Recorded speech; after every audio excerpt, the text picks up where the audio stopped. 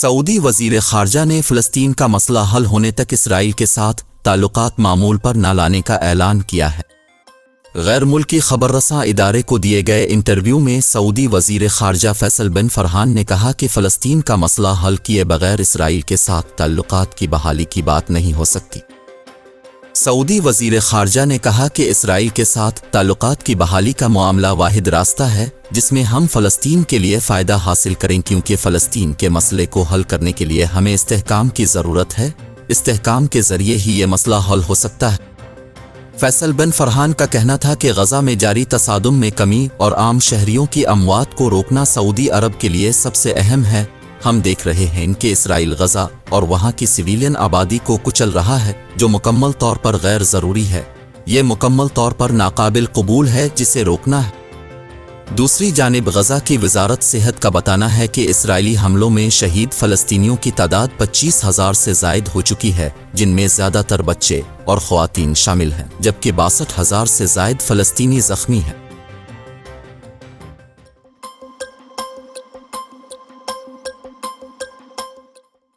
نگران وزیر اعظم انوار الحق کاکڑ کی جانب سے آج chairman P C B management committee Zaka Ashraf کے استعفے پر فیصلے کا امکان ہے۔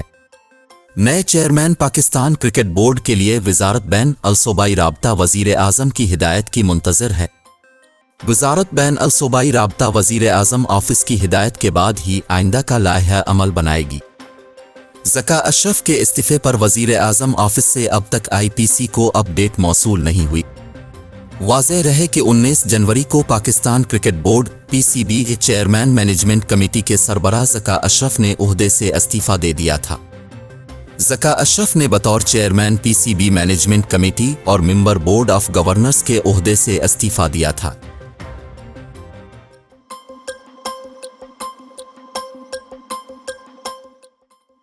کراچی ایئرپورٹ پر کارگو ٹرمینل کی سخت مانیٹرنگ شروع کر دی گئی۔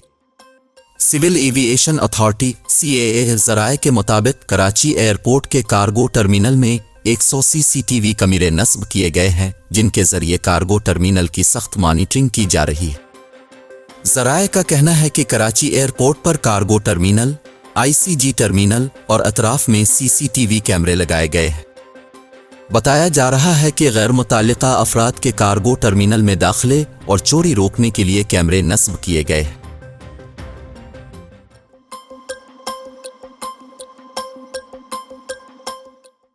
پاکستانی اداکارہ عائشہ عمر کا کہنا ہے کہ آج بھی ان کے کچھ رشتہ دار ماضی کی افواہوں کو سچ سمجھتے ہیں۔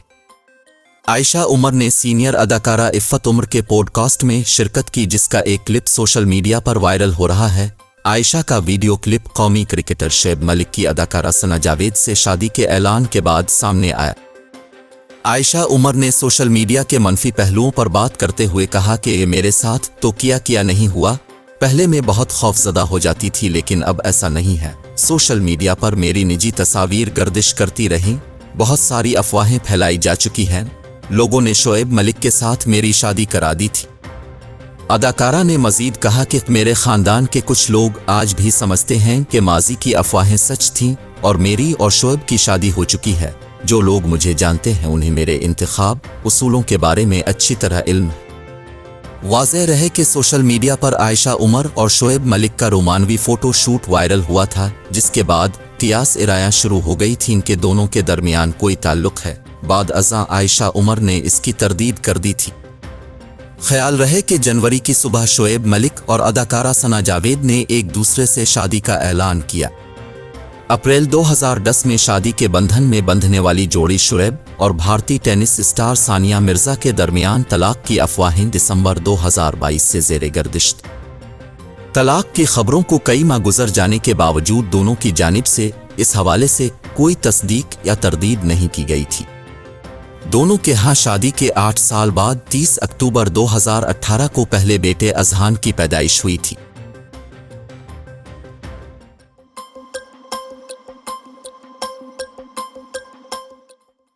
پاکستان اور ایران کے درمیان کشیدہ صورتحال میں بہتری آنے کے بعد دونوں ممالک کے سفیر 26 جنوری سے اپنی ذمہ داریاں سنبھال لیں گے۔ ترجمان دفتر خارجہ کی جانب سے جاری اعلامیے میں بتایا گیا ہے کہ پاکستان اور ایران نے دونوں ممالک کے وزرائے خارجہ کی ملاقات کے بعد اس بات پر اتفاق کیا کہ اسلام آباد اور تہران کے سفیر 26 جنوری سے دوبارہ اپنی ذمہ داریاں سنبھال لیں گے۔ دفتر خارجہ کے ترجمان کی جانب سے جاری بیان میں یہ بھی کہا گیا ہے کہ نگران وزیر خارجہ جلیل عباس جیلانی کی دعوت پر ایرانی وزیر خارجہ حسین امیر عبداللہیان 29 جنوری کو پاکستان کا دورہ کریں گے۔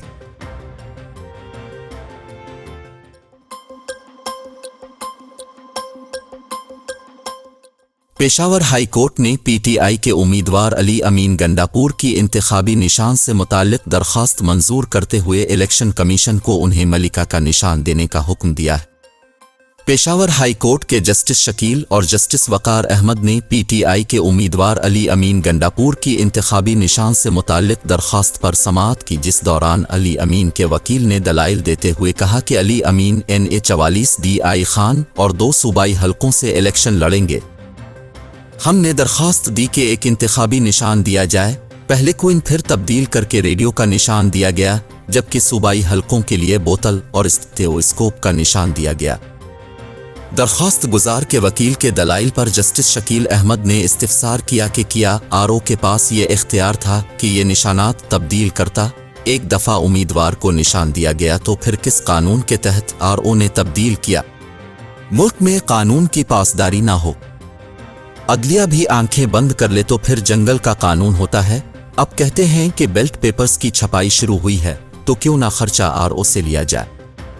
عدالت کے استفسار پر الیکشن کمیشن کے وکیل نے بتایا کہ میں مانتا ہوں کہ ایک یہ ان کا حق تھا جو ان کو نہیں دیا گیا۔ اس پر جسٹس شکیل احمد نے کہا کہ کیا الیکشن کمیشن نے متعلقہ RO کے خلاف کوئی کارروائی کی؟ الیکشن کمیشن نے بھی آنکھیں بند کر دی ہیں۔ عدالت نے الیکشن کمیشن کے وکیل سے کہا کہ انتخابی نشان کا ایک نفسیاتی اثر ہوتا ہے، اس کو دیکھ کر ووٹ ڈالا جاتا ہے۔ اب پوچھ لیں کہ ان حلقوں کے بیلٹ پیپرز کی چھپائی ہوئی ہے کہ نہیں، اور تھوڑی دیر بعد عدالت کا واگا کریں۔ بعد ازاں عدالت نے علی امین گنڈاپور کی انتخابی نشان سے متعلق درخواست منظور کر لی اور الیکشن کمیشن کو حکم دیا علی امین گنڈاپور کو ملکہ کا نشان دیا جائے۔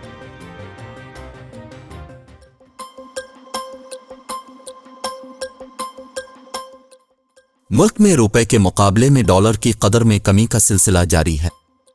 انٹر بینک تبادلہ میں کاروبار کے اختتام پر ڈالر 5 پیسے سستا ہو کر 279 روپے 85 پیسے کا ہے۔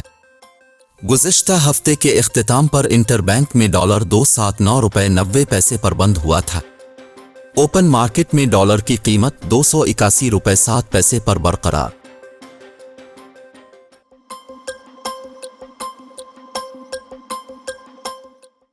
الیکشن کمیشن نے انتخابات 2024 کی کوریج کے لیے غیر ملکی صحافیوں کو اجازت نامے جاری کر دیے۔ پہلے مرحلے میں 13 ممالک کے 49 صحافیوں کو الیکشن کوریج کے اجازت نامے دیے گئے ہیں۔ چین، جاپان، امریکہ، برطانیہ، کینیڈا، فرانس اور ہانگ کانگ کے صحافیوں کو اجازت نامے جاری کیے گئے ہیں۔ Serbia, Sweden, Germany, Australia, Thailand اور سنگاپور کے صحافیوں کو بھی اجازت نامے جاری کیے گئے ہیں۔ الیکشن کمیشن کی جانب سے 2 لاکھ کے ایکریڈیشن کارڈ پرنٹ کیے گئے ہیں۔ یورپی یونین، کامن ویلتھ ممالک کے وفود بھی الیکشن کا مشاہدہ کرنے کے لیے آئیں گے۔ عام انتخابات کے لیے تقریباً 136 غیر ملکی صحافیوں نے کوریج کے لیے درخواستیں دے رکھی ہیں۔ بقیہ غیر ملکی صحافیوں کو پروسیس مکمل ہونے پر اجازت نامے جاری کیے جائیں گے۔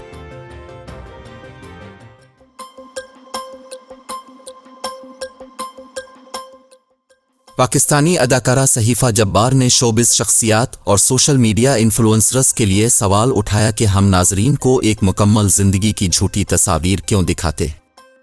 پاکستانی اداکارہ صحیفہ جبار نے اداکاروں اور سوشل میڈیا انفلوئنسر کے لیے ایک طویل پوسٹ شیئر کی جس میں درج تھا کہ ہم اپنے مداحوں کو ایک مکمل زندگی، ناقابل حصول معیار اور مقاصد کی غلط تصویریں کیوں پیش کر رہے ہیں۔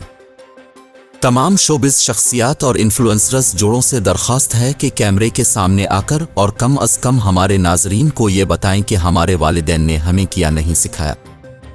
صحیفہ جبار نے شوبز شخصیات کی محنت اور کوششوں کی اہمیت پر زور دیتے ہوئے لکھا کہ جب آپ اپنی شادی، bridal shower, baby showers, honeymoon, اور چھٹیاں سب مداحوں کے سامنے لاتے ہیں تو برا کرم اپنے مداحوں کو یہ بھی بتائیں جو کچھ اپنے انفرادی اور ایک جوڑے کے طور پر حاصل کیا اس کا حصول اب کے لیے کتنا مشکل تھا۔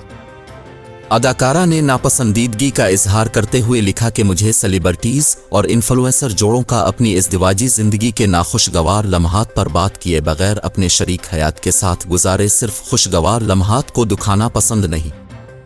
اداکارہ نے ناپسندیدگی کا اظہار کرتے ہوئے لکھا کہ مجھے سیلیبریٹیز اور انفلوئنسر جوڑوں کا اپنی ازدواجی زندگی کے ناخوشگوار لمحات پر بات کیے بغیر اپنے شریک حیات کے ساتھ گزارے صرف خوشگوار لمحات کو دکھانا پسند نہیں۔ ہر جوڑا کئی بار علیحدگی یا علیحدگی سے متعلق گفتگو جیسے اتار چڑھاؤ سے گزرتا ہے، لیکن یہی جوڑے پھر بھی اپنے رشتے کو موقع دیتے ہوئے ساتھ رہنے کا فیصلہ کرتے اور ازدواجی زندگی میں کامیاب ہو جاتے۔ اداکارہ نے شوبز میں بڑھتی طلاقوں پر اپنے خیالات کا اظہار کرتے ہوئے لکھا کہ آج کل جہاں طلاقوں کا رواج عام ہو رہا ہے، وہیں ہمیں اس کی بنیادی وجوہات پر بھی بات کرنا چاہیے۔ اداکارہ نے لکھا کہ وہ ناخوشگوار اور تشدد پر مبنی تعلقات کے مخالف ہیں اور اس بات پر یقین رکھتی ہیں کہ انسان کو کسی بھی رشتے کے لیے اپنے خوابوں، عزائم، عزت نفس اور ذہنی حالت پر سمجھوتا نہیں کرنا چاہیے، لیکن ہمیں یہ احساس ہونا چاہیے کہ کئی لوگوں کے لیے رشتہ ختم کرنا بہت آسان ہو گیا ہے۔ کسی بھی شخص کو چھوٹی چھوٹی باتوں پر رشتہ ختم نہیں کرنا چاہیے۔ اداکارہ نے اعترافہ لکھا کہ وہ پچھلے چند سالوں میں اتنی سمجھدار نہیں تھیں، لیکن وقت کے ساتھ انہوں نے چیزوں کو سمجھنا شروع کیا۔ انہوں نے سوشل میڈیا انفلوئنسرز سے درخواست کی کہ میری اب سے درخواست ہے کہ اپنے فالوورز سے سچ بولیں، نئی نسل کو مشکلات کے بارے میں بھی بتائیں۔ انہیں بتائیں کالج چھوڑنا ٹھیک نہیں ہے، بطور انفلوئنسرز عارضی طور پر پیسہ کمانا کوئی مستقل کیریئر کا حصول نہیں۔ صحیفہ جبار نے مزید لکھا کہ برائے مہربانی اپنے غیر ملکی دوروں کی تصاویر پوسٹ کرنا بند کریں، فالوورز کو بتائیں کہ اپنے کتنی محنت کے ساتھ سب کچھ حاصل کیا ہے۔ اداکارہ نے شوبز شخصیات پر زور دیتے ہوئے لکھا انہیں بتائیں کہ محنت، یقین اور امید کا برقرار رہنا رکنا ضروری ہے، انہیں چیلنجز بتائے بغیر محنت کا پھل مت دکھائیں۔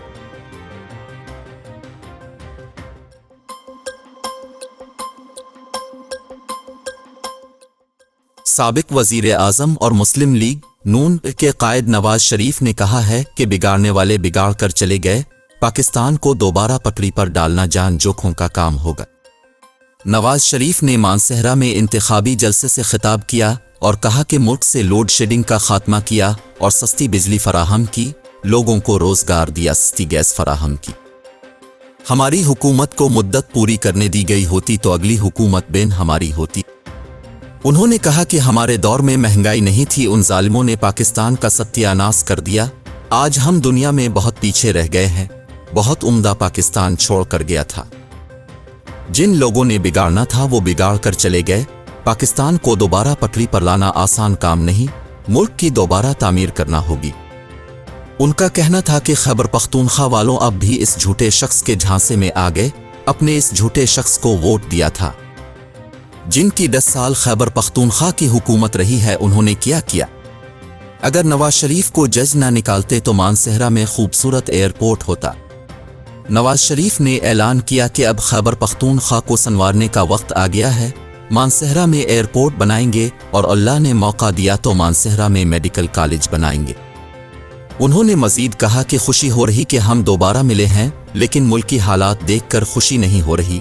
جن ہاتھوں سے موٹر وے بنائی، جب وہ تیار ہوئی تو میں جیل میں تھا، اگر مجھے نہ ہٹایا جاتا تو اسلام آباد سے لے کر مانسہرہ اور مظفر آباد تک ٹرین چل رہی ہوتی۔ خیال رہے کہ مسلم لیگ نون کے قائد نواز شریف قومی اسمبلی کے حلقہ N15 مانسہرہ سے الیکشن میں حصہ لے رہے ہیں۔